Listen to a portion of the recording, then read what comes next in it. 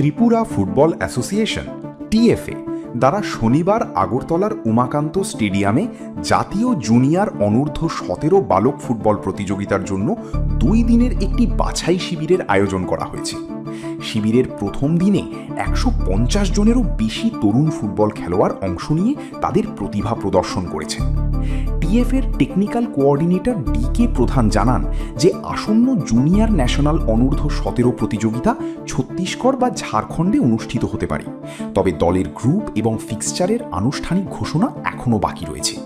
তিনি জানান যে সংবাদপত্রে বিজ্ঞাপন প্রকাশের পর বিপুল সংখ্যক খেলোয়াড় ট্রায়ালের জন্য এসেছেন।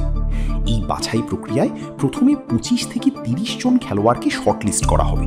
এরপর অনুশীলন ও পারফরমেন্সের ভিত্তিতে চূড়ান্ত 20 সদস্যের দল নির্বাচন করা হবে, যা জাতীয় প্রতিযোগিতায় ত্রিপুরার প্রতিনিধিত্ব করবে।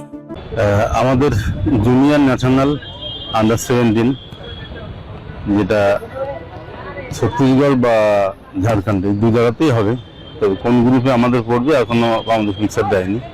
তো আমরা সেই জুনিয়র বয়েজ আন্ডার 17 টিমের জন্য আজকে ট্রায়াল দেখেছিলাম, পেপারে দেওয়া হয়েছিল এবং সে অনুযায়ী আজকে ছেলেরা রিপোর্ট করেছে। এখনও অবধি প্রায় আমাদের 150 জন রিপোর্ট করেছে।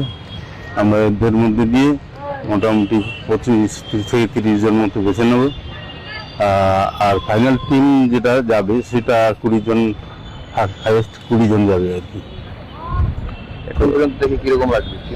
এখন জাস্ট আমরা শুরু করলাম, এখনো তো সবাই নামিনি, তবে ভালো মন্দ মিলিয়ে আছে আর কি।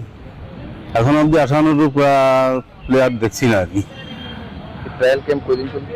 আজকে আর কালকে, মানে 18-19।